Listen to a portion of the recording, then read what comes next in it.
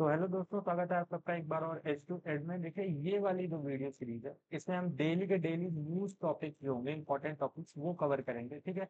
और three fold में आज के बाद हम करंट अफेयर को कवर करेंगे, जिसमें आपको ये वाली वीडियो कंप्लीट करनी होगी। इसके बाद से विजन आईएएस की मंथली मैगजीन की भी वीडियोस पड़ जाएंगी, वो करनी होगी आपको। ठीक है। उसके बाद से जो है आपको घर पे भी एक बार गो थ्रू करना होगा न्यूज़पेपर के साथ। तो कितना काम करना होगा अभी के लिए, देखें ये वाला पोर्शन कर लेते हैं और फिर बाकी की स्ट्रेटजी लास्ट में डिस्कस कर लेंगे। तो चलिए स्टार्ट करते हैं। देखिए, सबसे पहला टॉपिक जो है आज के न्यूज में, ठीक है, वो है क्या, China successfully achieve the first ever thorium to uranium fuel conversion in a thorium molten salt reactor. कह रहा है चाइना जो है वो सक्सेसफुली अचीव कर लिया है क्या, first ever thorium to uranium fuel. Thorium से यूरेनियम फ्यूल का जो कन्वर्जन का जो तरीका है, ठीक है, थोरियम मोल्टेन सॉल्ट रिएक्टर में, उसको जो थे चाइना जो है वो फर्स्ट नेशन बना है जिसने ये काम कर लिया है। अब न्यूज देख लेते हैं, तो न्यूज को गो थ्रू करेंगे, जहाँ इंपॉर्टेंट होगा वही एक्सप्लेन करेंगे आपको। ठीक है। देखिए, China TMSR is currently the only operational molten salt reactor in the world. The achievement of the thorium uranium conversion marked a milestone in the TMSR development. फिर क्या कह रहा है, about thorium molten salt reactor, तो इसके बारे में देख लेते हैं क्या कह रहा है। That is the fourth generation advanced nuclear energy system that uses high temperature molten salt as a coolant। तो ये देखिए, फोर्थ जनरेशन का एडवांस न्यूक्लियर एनर्जी सिस्टम है, जिसमें हाई टेम्परेचर पे क्या है, मोल्टेन सॉल्ट को यूज किया जाता है कूलेंट के तौर पे। फिर क्या है, की फीचर्स क्या क्या है इसके, तो कूल विदाउट वाटर टैंक, जितना पानी के कूल हो जाता है, रन एट एटमॉस्फेरिक प्रेशर पे रन करता है, deliver a high temperature output, और ये हाई टेम्परेचर आउटपुट जो है डिलीवर करता है। ठीक है। उसके बाद की एडवांटेजेस क्या क्या है इसके, तो की एडवांटेज देखिए, पैसिव सेफ्टी फीचर्स, इसमें पैसिव सेफ्टी फीचर देखने को मिल जाएगा, जिसमें कह रहा है if an MSR is too hot the salt plug melts stopping the reaction. कह रहा है एमएसआर अगर जो ज्यादा हॉट हो जाता है, ठीक है, तो सॉल्ट प्लग मेल्ट हो जाता है और पूरे रिएक्शन को स्टॉप कर देता है। फिर कह रहा है small high level nuclear waste footprint, तो कह रहे हाई स्मॉल हाई लेवल का न्यूक्लियर वेस्ट फुटप्रिंट जो है इससे क्रिएट होता है। Thorium generate fewer long live minor actinides, तो कह रहा है देखिए ये बहुत ही कम लॉन्ग लिव माइनर एंटीनाइड्स को जो है जनरेट करता है। एंटीनाइड क्या है, रेडियो एक्टिव मेटेलिक एलिमेंट्स है, जिनका असर जो है हमारी बॉडी पे और इन्वायरमेंट पे पड़ता है। देन प्लूटोनियम से अगर जो कंपेयर करें तो फिर क्या कह रहा है, अदर में देखते हैं क्या कह रहा है, कह रहा है extract more energy from fuel, और फ्यूल से ज्यादा एनर्जी जो है एक्सट्रैक्ट करता है। अब थोरियम फ्यूल के बारे में थोड़ा सा देख लेते हैं। कह रहा है thorium has to be converted to uranium 233 in a reactor before it can be used as fuel. कह रहे हैं देखिए, थोरियम को हमको पहले यूरेनियम 233 में कन्वर्ट करना पड़ता है, ठीक है, रिएक्टर में उसको फ्यूल की तरह यूज करने से पहले। फिर कह रहा है thorium 232 is the only naturally occurring isotope of thorium. अब देखिए, थोरियम का नेचुरली ऑकरिंग आइसोटोप जो है वो सिर्फ एक है, वो है थोरियम 232।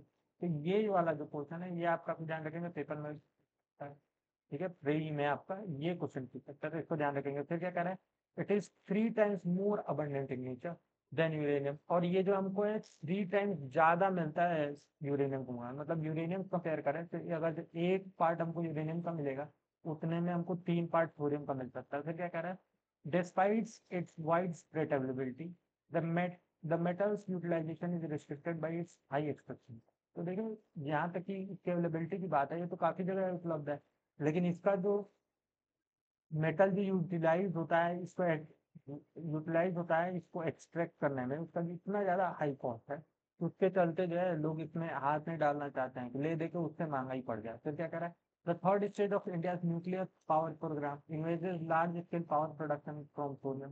तो देखिए, थर्ड स्टेज जो है इंडिया का न्यूक्लियर पावर प्रोग्राम का, उसमें हम थोरियम का यूज करके लार्ज स्केल पावर प्रोडक्शन करने की बात करते हैं। फिर कह रहा है advance heavy water reactor currently under development in Bhabha Atomic Research Centre BARC, ठीक है, जिसको बार्क में बोलते हैं, would serve as a technology demonstrator for thorium fuel cycle. तो कह रहा है देखिए, एडवांस हैवी वाटर रिएक्टर जो कि भाभा एटॉमिक रिसर्च सेंटर में, ठीक है, वो डेवलप किया जा रहा है, ठीक है, वो एक की डेमोन्स्ट्रेटर होगा टेक्नोलॉजी का, जिसमें थोरियम फ्यूल साइकिल को यूज किया जाएगा। फिर क्या कह रहा है, also India is developing an Indian molten salt breeder reactor. अब इंडिया खुद का भी एक Indian molten salt breed reactor भी जो है डेवलप कर रहा है। फिर क्या कह रहा है, थोरियम रिजर्व इन इंडिया। अब इंडिया में थोरियम रिजर्व कहाँ कहाँ है, कह रहा है India is the world largest reserve of thorium. अब इंडिया में देखिए पूरे वर्ल्ड का सबसे बड़ा जो है रिजर्व है।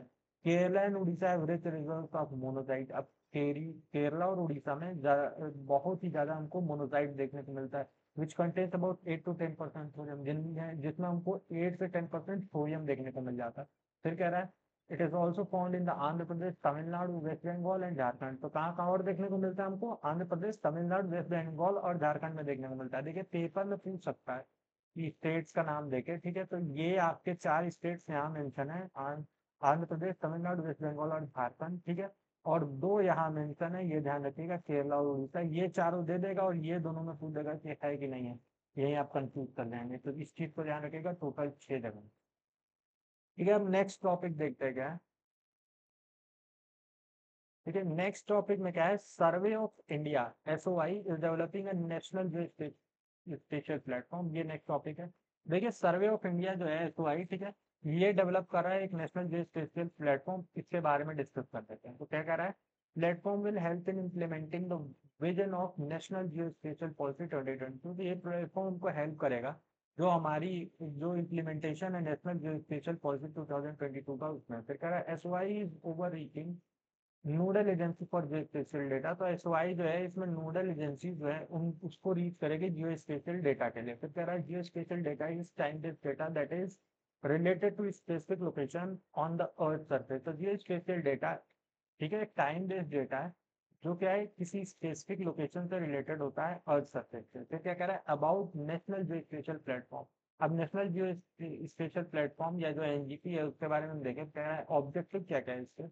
to serve as the robust and scalable system for standardizing, sharing and managing foundational geospatial data sets। तो कह रहा है देखिए इसका काम क्या है कि ये एक रोबस्ट और स्केलेबल सिस्टम की तरह काम करेगा। किस चीज के लिए, तो स्टैंडर्डाइज करने के लिए, शेयर करने के लिए या मैनेज करने के लिए जो भी foundational geospatial data sets हैं। ठीक है, तो इसमें क्या कह रहा है, it will facilitate seamless access to accurate and authoritative spatial data through web services, API and mobile application. तो ये फैसिलिटेट करेगा सीमलेस एक्सेस और एक्यूरेट और अथॉरिटेटिव स्पेशियल डेटा को किसके थ्रू, तो वेब सर्विसेज का यूज करके या APIs का यूज करके, या फिर हम ये कह लें मोबाइल एप्लीकेशंस का यूज करके। फिर क्या कह रहा है, harnessing geospatial data for inclusive and sustainable. तो ये कह रहा है कैसे हम हार्नेस करेंगे जियो स्पेशियल डेटा को इंक्लूसिव और सस्टेनेबल ग्रोथ के लिए। तो वो देखे क्या कह रहा है एग्रीकल्चर में देखें, इनहेंसिंग प्रिसीजन फार्मिंग। तो प्रिसीजन फार्मिंग को इनहेंस करने में काम करेगा। Soil health mapping, soil health को मैप करने में हेल्प करेगा। इरिगेशन मैनेजमेंट, और इरिगेशन मैनेजमेंट में हेल्प करेगा। लॉजिस्टिक एंड ट्रांसपोर्ट के ट्रांसपोर्टेशन में देखें तो इनेबल्स इंटीग्रेटेड इंफ्रास्ट्रक्चर प्लानिंग। तो ये इंटीग्रेटेड इंफ्रास्ट्रक्चर प्लानिंग जो है उसको इनेबल करेगा। एग्जाम्पल में देखें तो PM गति शक्ति नेशनल मास्टर प्लान जो है उसमें हेल्प करेगा। अब देखिए ये टॉपिक आ गया है तो ये भी आपके लिए इंपॉर्टेंट है, PM गति शक्ति नेशनल मिशन मास्टर प्लान। तो ये आप जरूर एक बार देख लीजिएगा। फिर क्या कह रहा है, अर्बन प्लानिंग एंड इंफ्रास्ट्रक्चर। अब अर्बन प्लानिंग और इंफ्रास्ट्रक्चर में देखें तो कह रहा है drive advancement in urban design by supporting high resolution topographical survey. तो कह रहा है देखिए एडवांसमेंट को ड्राइव करेगा अर्बन डिजाइन में। कैसे करेगा, तो सपोर्ट करेगा हाई रेजोल्यूशन टोपोग्राफिकल सर्वेस को। हाई रेजोल्यूशन के टोपोग्राफिकल सर्वेस कर सकता है जिसकी एक्यूरेसी देखिए 5 से 10 सेंटीमीटर तक हो सकते हैं। बहुत अच्छी एक्यूरेसी होती है, वो भी खास करके मैपिंग के फील्ड में। कह रहा है and in the future development of the national digital twin for major cities. और देखिए फ्यूचर डेवलपमेंट जो होगा नेशनल डिजिटल ट्विन का मेजर सिटीज में, उसके लिए भी देखिए काफी हेल्प कर सकता है। एग्जाम्पल अगर जो देखें इसका, तो जियोग्राफिकल इंफॉर्मेशन सिस्टम जिस देखने को मिल जाएगा। Based master plan for Atal mission, ये एक मास्टर प्लान है अटल मिशन के लिए। किस लिए बना है, तो regeneration and urban transformation Amrit cities के लिए। तो regeneration and urban transformation Amrit city, ये चीज ध्यान रखेंगे। फिर ये ध्यान रखेंगे कि अमृत का फुल फॉर्म क्या है, ये ध्यान रखेगा पहले, Atal mission for regeneration and urban transformation. तो ये ध्यान रखेगा। फिर क्या कह रहा है, अदर्स में देखेगा तो इन्वायरमेंटल कंजर्वेशन में हेल्प कर सकता है। ये कैसे करेगा, providing high resolution location data and special intelligence. ठीक है, तो ये कैसे हेल्प करेगा हमको, हाई रेजोल्यूशन लोकेशनल डेटा और स्पेशल इंटेलिजेंस के बारे में जानकारी देके ये हमको हेल्प करेगा, डिजास्टर मैनेजमेंट में हेल्प कर सकता है, ठीक है। फिर नेशनल जो स्पेशल पॉलिसी अगर जो देखें तो उसमें क्या करेगा, it outlines the strategic role, ठीक है, for development of geospatial infrastructure services and platform at both national and sub national level. तो कह रहा है देखिए ये आउटलाइन करता है किस चीज को, स्ट्रेटेजिक रोड मैप को, किस लिए, तो development of geospatial infrastructure, मतलब जियो स्पेशल इंफ्रास्ट्रक्चर सर्विसेज जो है और जो प्लेटफॉर्म है, ठीक है, बोथ नेशनल और सब नेशनल लेवल पे, इनके डेवलपमेंट में देखिए एक स्ट्रेटेजिक रोड मैप प्रोवाइड करता है। फिर क्या कह रहा है, it provided for constituting Jio special data promotion and development community. देखिए ये हमको किस चीज में हेल्प करता है, तो जियो स्पेशल डेटा प्रमोशन और डेवलपमेंट कम्युनिटी को बनाने में भी हेल्प करता है नेशनल लेवल पे, ये ध्यान रखेंगे, बनाने में या फिर कॉन्स्टिट्यूट करने में। फिर क्या कह रहा है, ऑपरेशन ड्रोनगिरी, तो ये देखिए क्या कह रहा है, ये भी लॉन्च लॉन्च किया गया है इसके अंडर में। अब देखिए ऑपरेशन ड्रोनगिरी क्या है, it is a pilot initiative aiming to demonstrate the real world application of the geospatial technique. तो एक पायलट इनिशिएटिव है जिसमें हम ये एम करते हैं कि डेमोन्स्ट्रेट करें रियल वर्ल्ड एप्लीकेशन क्या है जियो स्पेशल टेक्नोलॉजी का। Other key initiative taken to promote geospatial sector, अब कुछ और की इनिशिएटिव जो लिए गए हैं जियो स्पेशल सेक्टर को प्रमोट करने के लिए, उसमें क्या क्या है, तो नेशनल जियो स्पेशल मिशन है, ठीक है, और नेशनल जियो स्पेशल डेटा रिपोजिटरी है, ठीक है। अब आइए नेक्स्ट आर्टिकल देखते हैं, तो नेक्स्ट आर्टिकल जो है स्टैम्पेड इन आंध्र प्रदेश टेम्पल, तो ये हमको देखना है।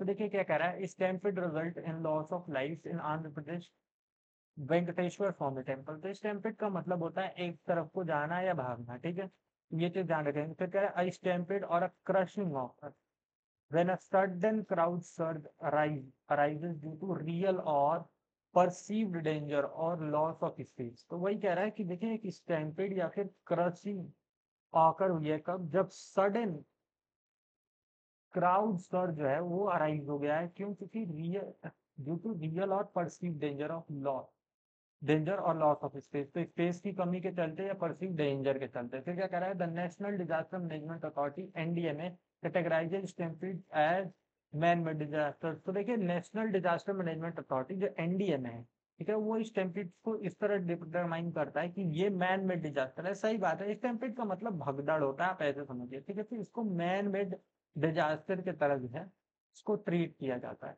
फिर क्या कह रहा है, in recent past India is witnessing rapid surge in the stampede. तो देखिए रिसेंट पास्ट को देखें तो जो इंडिया जो है वो विटनेस करती है रैपिड सर्ज, मतलब बहुत ही तेजी से देखिए इनके केसेस में बढ़ा हुआ, मतलब राइज देखने को मिला है स्टैम्पेड्स में, मतलब भगदड़ में, सच एज बेंगलुरु, जैसे कि Bengaluru RCB IPL win celebration, जहाँ पे बेंगलुरु में आरसीबी का आईपीएल विन सेलिब्रेशन हुआ था, काफी लोग वहां मारे गए थे, ठीक है, वो भी न्यूज इंपॉर्टेंट है, एक बार उसके लिए भी गो थ्रू कीजिएगा। फिर न्यू दिल्ली रेलवे स्टेशन, अब न्यू दिल्ली रेलवे स्टेशन जो है रस इन कुंभ मेला, जब कुंभ मेला का रस हुआ था तो वहां भी आप देखे थे। प्रयागराज कुंभ मेला स्टैम्पेड, प्रयागराज में कुंभ मेले में भी आप देखे होंगे कि भागदौड़ हो गई थी, काफी लोग मर गए थे। अब गवर्नमेंट डेटा ही तो 100 200 लोग के बताता है, तो फिर समझिए कि रियल नंबर क्या रहे होंगे। फिर क्या कह रहा है, why is India so susceptible to stampede. अब इंडिया इतना ज्यादा ससेप्टेबल क्यों है भगदड़ को लेकर, तो lack of accountability and enforcement. सबसे बड़ी बात है कि लैक ऑफ अकाउंटेबिलिटी, यहाँ अकाउंटेबिलिटी है ही नहीं लोग पास, ऊपर से इन्फोर्समेंट भी अच्छा है। फिर क्या कह रहा है, even venues often exceed safety capacity limit, ज्यादातर वेन्यूज जो है वो जो है सेफ्टी कैपेसिटी लिमिट्स जो है उनको एक्सीड कर देते हैं। इनएडिक्वेट इंफ्रास्ट्रक्चर, इंफ्रास्ट्रक्चर जो है वो भी इनएडिक्वेट है, जैसे बैरिकेड्स है। अब बैरिकेड जहाँ 50 बैरिकेड की जरूरत है 5 उठाई है, वो वाली बात। फिर रिफ्लेक्टिंग वीक एडमिनिस्ट्रेटिव ओवरसाइट, और इसके चलते हमको ये दिखाता है कि कितना ज्यादा वीक एडमिनिस्ट्रेटिव ओवरसाइट है, मतलब एडमिनिस्ट्रेशन में जो लोग बैठे हुए हैं उनका विजन कितना कमजोर है, कि यही नहीं समझ पा रहे हैं कि कितनी भीड़ आएगी और उनको कंट्रोल करने के लिए कितनी चीजें चाहिए। And poor enforcement of safety norm, और सेफ्टी नॉर्म्स का पुअर इन्फोर्समेंट।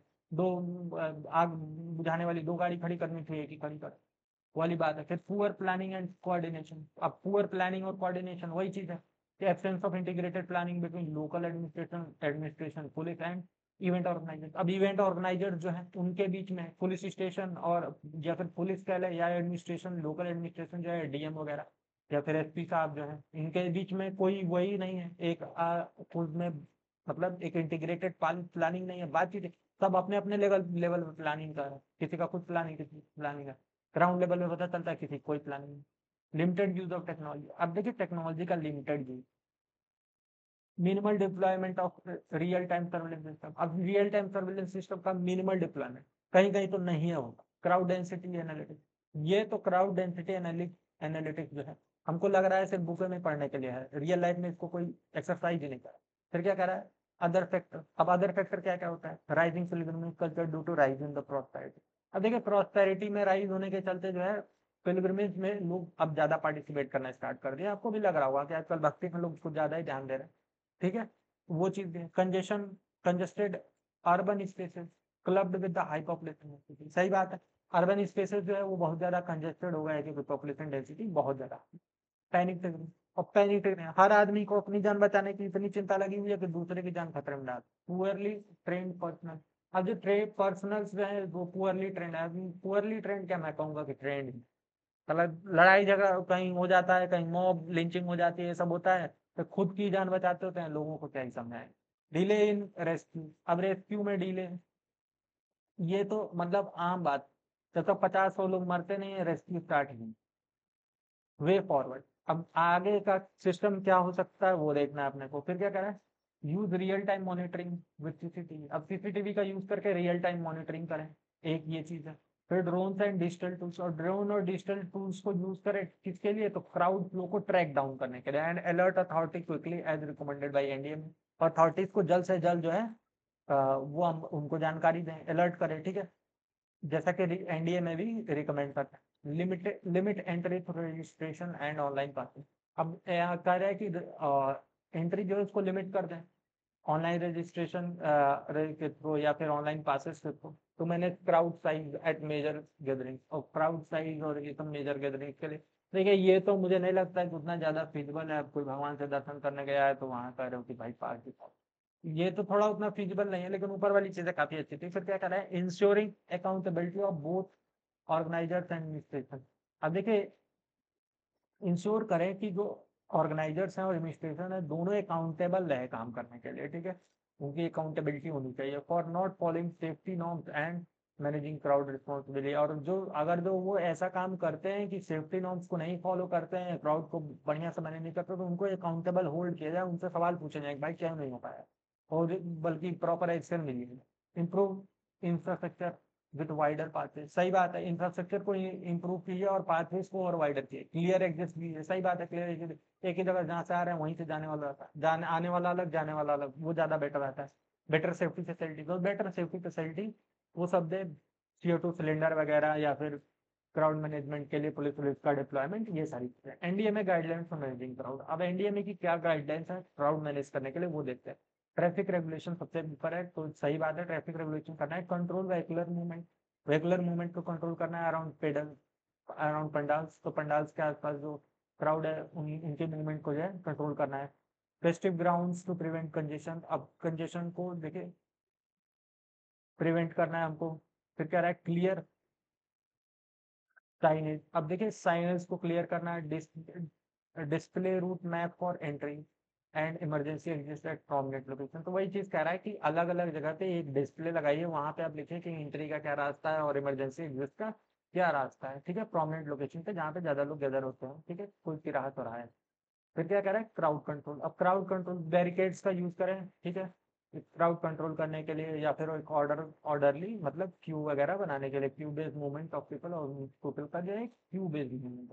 सर्विलेंस देखें, install CCTV camera, CCTV camera का इंस्टॉल करें सर्विलेंस करने के लिए। इंश्योर एडिक्वेट पुलिस प्रेजेंस, ज्यादा से ज्यादा पुलिस की डिप्लॉयमेंट हो वहाँ पे, मॉनिटर और सेफ्टी के मॉनिटरिंग करने के लिए और सेफ्टी के लिए। स्पेस मैनेजमेंट, अब स्पेस को मैनेज करें, remove unauthorised parking and make stall encroaching on pedestrian, तो ये देखें कि अनऑथराइज पार्किंग को हटा दिया जाए, ठीक है। Shift stalls encroaching on pedestrian area, तो पेडेस्ट्रियन एरियाज पे जो छोटे मोटे स्टॉल्स लगे हुए हैं कोशिश करें कि वो हट जाए, ठीक है। फिर क्या अदर में देखें तो मेडिकल प्रिपेयर्डनेस, मेडिकल प्रिपेयर्डनेस भाई पहले से होनी चाहिए, पहले से मतलब मेडिकल स्टाफ वगैरह तैयार है। पब्लिक अवेयरनेस अच्छी होनी चाहिए, पब्लिक को खुद भी चिंता हो कि भाई भगदड़ न मचे। फायर प्रिवेंशन, और फायर प्रिवेंशन का इंतजाम करा, फायर प्रिवेंशन तो मस्त है, इसका इंतजाम तो हर जगह होना ही होना चाहिए। ये सारी चीजें जो एनडीएमए की गाइडलाइन कहती है कि आपको क्राउड मैनेज करने के लिए रखनी है। अब नेक्स्ट टॉपिक क्या है, कह रहा है ISRO launch India heaviest communication satellite for Indian navy. अब देखिए इसरो ने लॉन्च कर दिया है इंडिया की सबसे heaviest communication satellite Indian navy के लिए। अब ये न्यूज में है तो ये देख लेते हैं। ये क्या है, GSAT-7R CMS-03। ये नाम आपको भूलना नहीं चाहिए, क्योंकि GSAT-7R CMS-03 इसमें 7R 3R में बदल सकता है, 03 02 में बदल सकता है, और पेपर में क्वेश्चन आ सकता है, तो ये नहीं भूलना है आपको। GSAT-7R CMS-03 was successfully launched abroad the LVM-3। तो ये ध्यान रखेंगे, LVM-3 लॉन्च व्हीकल मार्क 3 का यूज करके जो है को लॉन्च किया गया है। ठीक है, from Satish Dhawan space centre Sriharikota. कहाँ से लॉन्च किया गया, सतीश धवन स्पेस सेंटर श्रीहरिकोटा, यहाँ से लॉन्च किया गया। इसी के साथ आपको इतना याद होना चाहिए कि इंडिया के कितने लॉन्च पैड हैं और कहाँ। ठीक है, LMV-3 is the India heaviest operational rocket. अब LMV-3 जो है इंडिया का हैवीएस्ट ऑपरेशनल रॉकेट है for launching heavy communication satellite, और इसका यूज करते हैं हम हैवी कम्युनिकेशन सैटेलाइट को जो है लॉन्च करने के लिए डीप स्पेस मिशन, या फिर और डीप स्पेस मिशन में इसका यूज करते हैं। फिर कह रहा है it is a 3 stage vehicle comprising. अब देखिए इसमें 3 स्टेज व्हीकल है, और इसमें क्या क्या होता है, तो सबसे पहले सॉलिड स्टेज होता है, solid stage 2 solid strap on boosters at first stage. तो पहले स्टेज पे 2 सॉलिड स्ट्रैप ऑन बूस्टर्स मिलता है, यूज ऑफ सॉलिड प्रोपेलेंट, और इसमें सॉलिड प्रोपेलेंट का यूज करते हैं। सॉलिड प्रोपेलेंट के बारे में आपको जानकारी होनी चाहिए, तो इंटरनेट पे सर्च जरूर कर लीजिएगा। फिर कह रहा है लिक्विड स्टेट, इसके बाद लिक्विड स्टेट आती है, 1 लिक्विड 4 स्टेट। एक लिक्विड 4 स्टेज होती है जिसमें लिक्विड प्रोपेलेंट यूज करता है।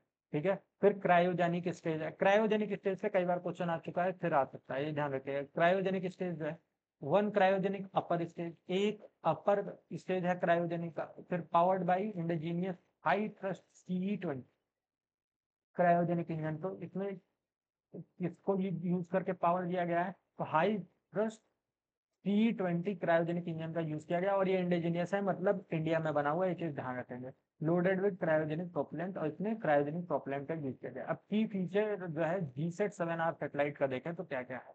It is the part of India advance defence communication satellite series GSAT।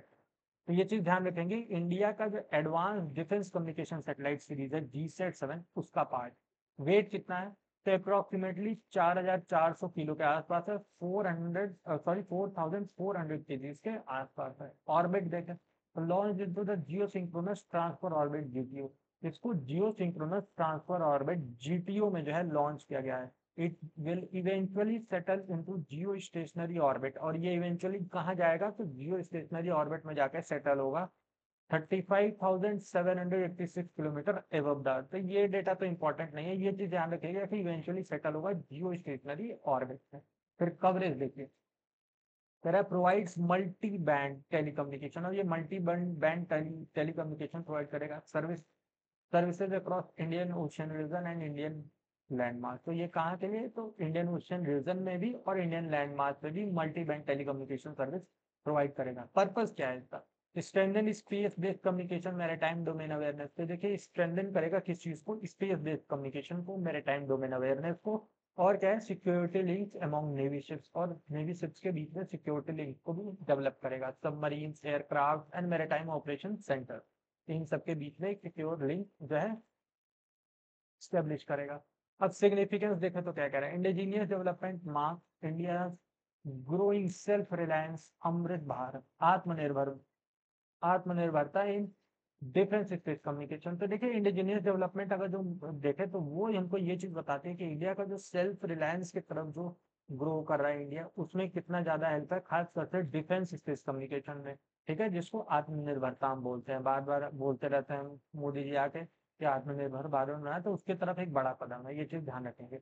Enhances navy's strategic capability, और नेवी के स्ट्रेटजिक कैपेबिलिटी को इनहेंस करता है। ब्लू वाटर कम्युनिकेशन रीच, और ब्लू वाटर कम्युनिकेशन को ही रीच करता है। फिर प्रिसीजन वॉरफेयर में हेल्प करेगा, कैसे, navigation satellite wide for missile accuracy and precision strike. ये ध्यान रखेगा, मिसाइल एक्यूरेसी के लिए और प्रिसीजन स्ट्राइक के लिए नेविगेशन सैटेलाइट्स का बहुत ज्यादा इंपॉर्टेंस है, खासकर से ऑपरेशन सिंदूर के बाद। तो ये वाला पूरा पार्ट जो है, इतनी लाइन से एकदम रट के बैठ जाइए, ये आ सकता है। ठीक, अब देखिए other military satellite and GSAT-7 series. अब अदर मिलिट्री सैटेलाइट कौन कौन से GSAT-7 सीरीज में?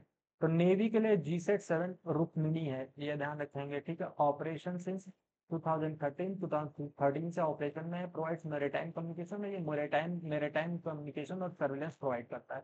एयरफोर्स के लिए GSAT-7A है, इसको एंग्री बर्ड बोलते हैं। क्या कह रहा है? लॉन्च इन 2018 में लॉन्च किया गया था। Strengthen network centric operation and data link connectivity. तो ये किस चीज को स्ट्रेंथन करता है? नेटवर्क सेंट्रिक ऑपरेशन और डेटा लिंक कनेक्टिविटी को। फिर GSAT-7C है, GSAT-7C to be developed and includes ground hub for real time. तो देखिए ये डेवलप किया गया है और इंक्लूड करता है किस चीज को? तो रियल टाइम जो है, include ground hub for real time, और रियल टाइम के लिए ग्राउंड हब को इंक्लूड करता है, सिक्योर कम्युनिकेशन स्टेब्लिश करता है, ठीक है। ये ध्यान रखेंगे। फॉर आर्मी, अब आर्मी के लिए देखें तो GSAT-7B, ठीक है, और इसका कोई नाम नहीं है, तो ये ध्यान रखेंगे। फिर to be develop to enhance surveillance and communication in border area. ये डेवलप किया गया है सर्विलेंस और कम्युनिकेशन के लिए, कहाँ? तो बॉर्डर एरियाज में, ये ध्यान रखेंगे। हो सकता है GSAT-7B देखे और आपको नाम पूछे, उसमें एंग्री बर्ड और रुक्मणी दे दे, कंफ्यूज करे, तो ये ध्यान रखिएगा, नन ऑफ दी एबव होगा, ठीक है। अब नेक्स्ट टॉपिक देख लेते हैं, पर्सनैलिटी न्यूज। तो न्यूज में जो है कौन सी पर्सनैलिटी रही है? वीर नारायण सिंह जो है इस बार न्यूज में है, तो इनके बारे में देखते। हाँ जी, आ गया, देखिए क्या कह रहा है। PM इनॉग्रेटेड शहीद वीर नारायण सिंह मेमोरियल। अब प्रधानमंत्री ने शहीद वीर नारायण सिंह मेमोरियल को जो है क्या क्या इनॉग्रेट किया है? एंड ट्राइबल फ्रीडम म्यूजियम, ठीक है, और tribal freedom fighter museum Chhattisgarh में इसको इनॉग्रेट किया है, ये ध्यान रखेंगे। ये दोनों एक ही जगह है। फिर क्या कह रहा है? अबाउट शहीद वीर नारायण सिंह। अब शहीद वीर नारायण सिंह के बारे में थोड़ा बहुत जान लेते हैं। देखिए क्या कर रहा है, 1795 से इनका जन्म है और 1857 तक ये थे। तो देखिए क्या कह रहे हैं, he was a tribal leader and freedom fighter from सोना खान, छत्तीसगढ़। तो ये ध्यान रखेंगे, ये एक ट्राइबल लीडर थे और फ्रीडम फाइटर थे, कहाँ से? सोना खान, छत्तीसगढ़ से, ठीक है। बॉर्न इन 1795, और ये 1795 में बॉर्न हुए थे, कहाँ? तो जमींदार रामसई ऑफ बिंजो बिंजवार ट्राइब। तो ये जमींदार रामसई के यहाँ बिंजवार ट्राइब में जो है, ये जो है जन्म हुआ था इनका। His father had earlier rebelled against British and Bhosla Bhosle. तो कह रहे हैं, देखिए इनके जो पिता थे वो पहले जो है रिबेल कर चुके थे ब्रिटिश से और भोसले से 1818 और 1819। ये चीज ध्यान रखेंगे। की कंट्रीब्यूशन इनका क्या क्या है वो देख लेते हैं। तो कह रहा है regarded as the first freedom fighter of Chhattisgarh, ये छत्तीसगढ़ के पहले फ्रीडम फाइटर माने जाते हैं और सिंबल ऑफ ट्राइबल रेजिस्टेंस, और ट्राइबल रेजिस्टेंस का सिंबल माना जाता है इनको।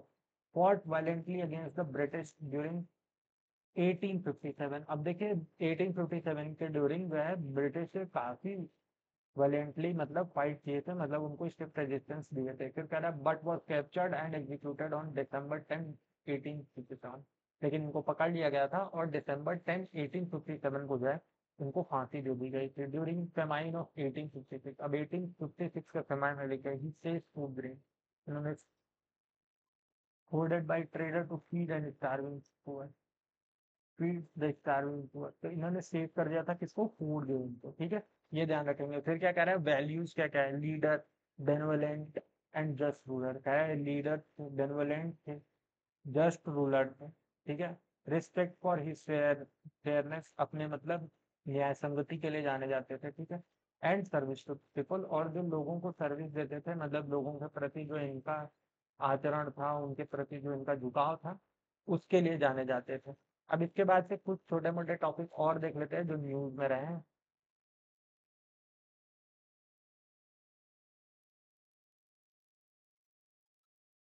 ठीक।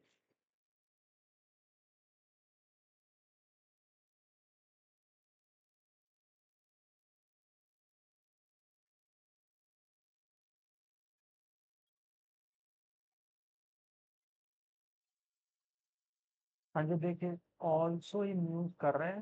तो ऑल्सो न्यूज में देखिए क्या कर रहा है, मोनोक्लोनल एंटीबॉडीज MAB, ठीक है। तो क्या कर रहा है, the Indian Council of Medical Research ICMR six partners to develop monoclonal antibodies MABs against Nipah virus disease. तो Indian Council of Medical Research जो है ICMR, ठीक है, इन्होंने पार्टनर किया है, ठीक है, और डेवलप करना चाहते हैं मोनोक्लोनल एंटीबॉडीज को, ठीक है, नीपा वायरस के बीच में। ये चीज ध्यान रखेंगे। तो कह रहा है Nipah virus is a zoonotic pathogen.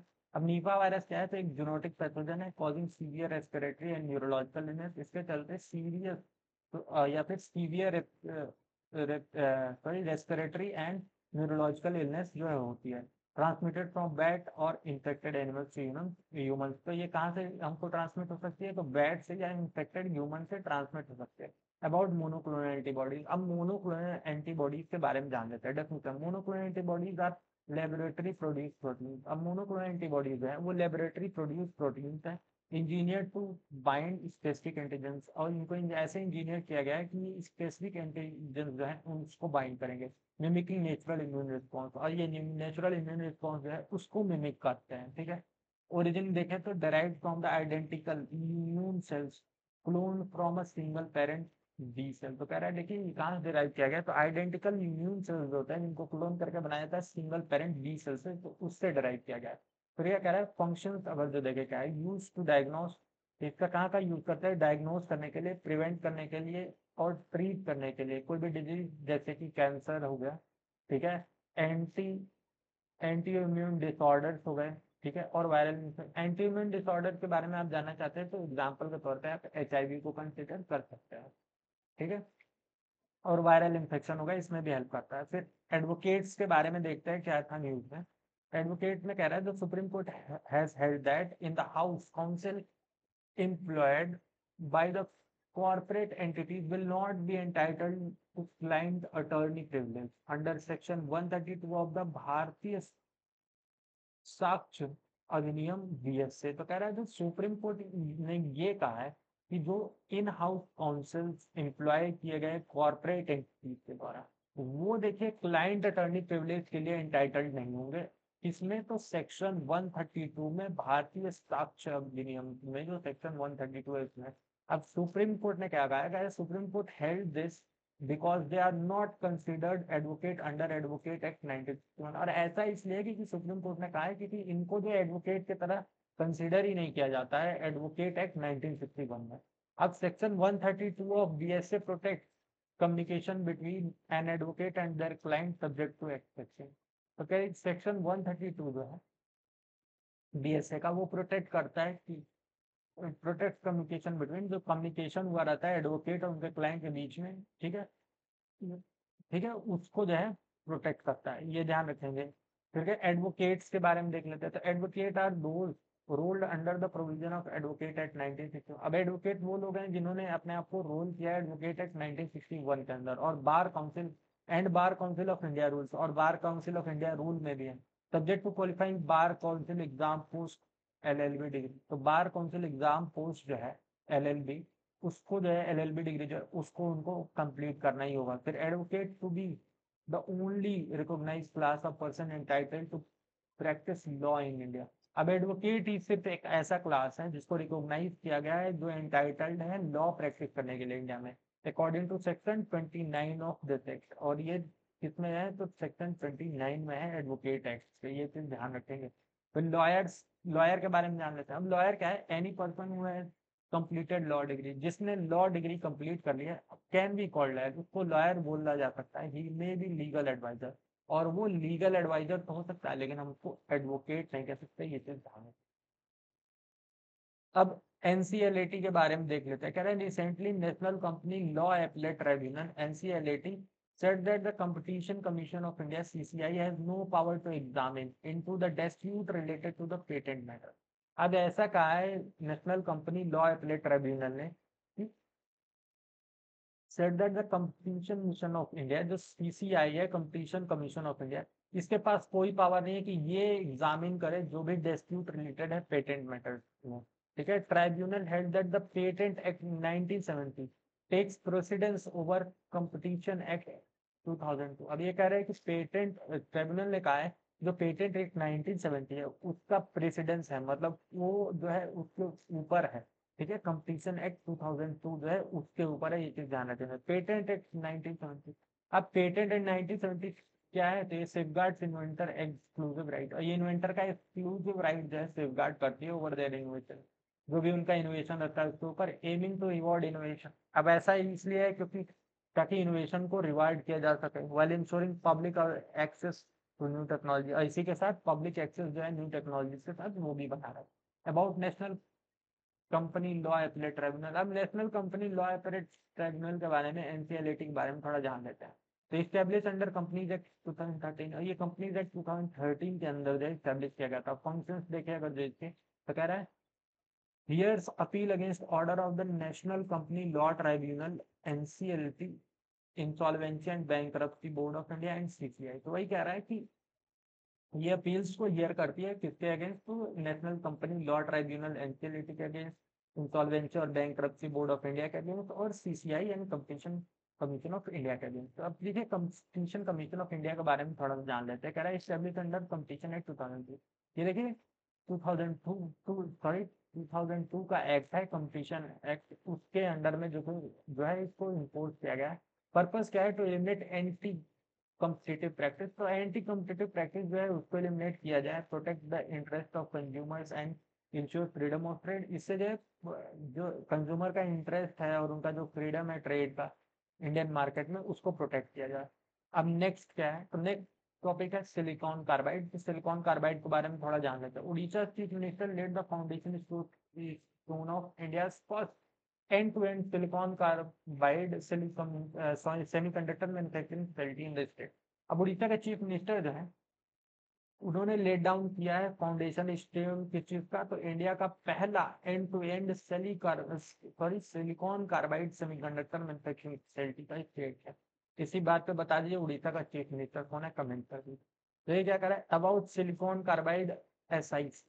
अब ये क्या कर रहा है, a hard covalently bonded ceramic made of silicon and carbon atom. तो देखिए एक hard covalently bonded ceramic made silicon और कार्बाइड एटम है। कोवेलेंटली बॉन्डेड, पूछ देगा कि कौन सा बॉन्ड होता है, कोवेलेंट बॉन्ड, ध्यान रखेंगे। तो क्या कर रहा है, प्रॉपर्टीज देख लेते हैं। एग्जिबिट हाई थर्मल कंडक्टिविटी, तो हाई थर्मल कंडक्टिविटी एग्जिबिट कर सकता है। लो थर्मल एक्सपेंशन है इसके पास, एंड एक्सेप्शनल हार्डनेस, और एक्सेप्शनल हार्डनेस है इसके पास। एप्लीकेशन का है तो यूज इन सेमीकंडक्टर्स, अब ये सेमीकंडक्टर में यूज किया जा सकता है, ठीक है, और एरोस्पेस कंपोनेंट्स में यूज होता है। फिर क्या करा है, कोल इंडिया लिमिटेड सीआईएल। अब कोल इंडिया लिमिटेड के बारे में थोड़ा सा जान लेते हैं। क्या करा है, कोल इंडिया लिमिटेड है कंप्लीटेड 50 ईयर ऑफ एस्टेब्लिशमेंट। तो कोल इंडिया लिमिटेड के 50 साल पूरे हो गए हैं, इसलिए ये न्यूज में है। फिर देख लेते हैं about Coal India Limited. Headquarter Kolkata में है, ये तो मोस्ट ऑफ लोग गेस कर सकते थे या जानते भी होंगे, ठीक। इस्टेब्लिशमेंट देख लीजिए, नवंबर 1975 में इसका एस्टेब्लिशमेंट हुआ as a holding company after nationalisation of coal mine, ठीक है। तो ये होल्डिंग कंपनी की तरह इसका एस्टेब्लिशमेंट किया गया जब से नेशनलाइजेशन हो गया coal mine. It is a Maharatna CPSU under ministry of coal, ये लोग नहीं जानते होंगे कि एक महारत्न है CPSU under ministry of coal, ये चीज ध्यान रखेंगे, पेपर में पूछ सकता है। वर्क फोर्स देखिए, तो 2.2 लाख एम्प्लॉयज अक्रॉस 8 स्टेट्स में 2.2 लाख एम्प्लॉय हैं। तो देखिए 8 स्टेट्स अक्रॉस वर्क करता है, ये याद रखेंगे। एम्प्लॉयज का नंबर तो कोई ज्यादा मायने नहीं रखता है। फिर क्या करा है, ऑपरेशंस देख लें, तो मैनेजेस 310 माइन, तो ये 310 माइन को मैनेज करता है। 129 अंडरग्राउंड है, 168 मतलब 168 ओपन कास्ट है, और 13 जो है वो मिक्स टाइप की है, मतलब जिसमें दोनों काम होता है। मार्केट रोल देख लें, तो supplies 80% of India total domestic coal production. तो ये पूछ सकता है कि 80% of India total domestic coal production कौन सप्लाई करता है, तो ये ध्यान रखेंगे कोल इंडिया लिमिटेड सीआईएल करता है, ठीक है। India women's cricket world cup news में था, ये आपको पता ही होगा, इसे ध्यान रखेंगे। In historic feat India women cricket team clinched their first ever ODI world cup title after defeating South Africa in final. तो देखिए बहुत खुशी की बात है, इंडिया वुमेन्स क्रिकेट टीम जो है वो पहली बार देखिए ओडीआई वर्ल्ड कप को लिफ्ट किया और जीत गई है, बहुत बढ़िया बात है। देखिए वैसे भी हमारे यहाँ तो लड़कियों को बढ़ावा थोड़ा कम ही मिलता है, तो इससे थोड़ा इंतजियाज्म बढ़ेगा लड़कियों का, तो बहुत अच्छी बात है। देखिए इसका अप्रिसिएशन करना चाहिए, आप लोग भी एक स्टेटस जरूर फॉरवर्ड करें, ठीक है, ये ध्यान रखिएगा। फिर क्या करा about ICC women's cricket world cup 2025। तो अब आईसीसी वुमेन्स वर्ल्ड कप 2025 जो है इसके बारे में थोड़ा बहुत जान लेते हैं।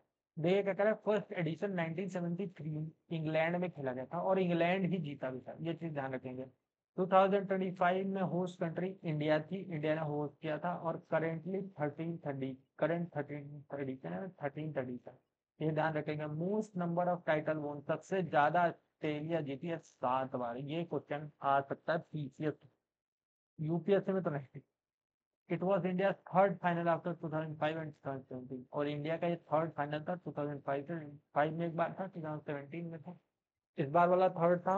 और कंग्रेचुलेशन संजीत जी, ठीक है। इसी के साथ देखिए न्यूज टुडे वाला पोर्शन जो है वो पूरा कंप्लीट हो गया है। इसके बाद मैगजीन वाली वीडियो अप्रोक्सीमेटली आपको कल मिल जाएगी, तो वो देख लीजिएगा, ठीक है। उसके बाद एक बार न्यूज़पेपर आपको बताया कि गो थ्रू करना है, ठीक है। फिर मिलते हैं नेक्स्ट वीडियो में। वीडियो अच्छी लगी तो वीडियो को लाइक कीजिए, चैनल को सब्सक्राइब कीजिए और ज़्यादा से ज़्यादा शेयर कीजिए, रीच बढ़ाइए, जल्दी जल्दी सब्सक्राइब करके 100 सब्सक्राइबर पहुंचा दीजिए। चलिए ठीक है, मिलते हैं नेक्स्ट वीडियो में, तब तक के लिए बाय और ध्यान रखिए, पढ़ाई करनी कीजिए, बाय।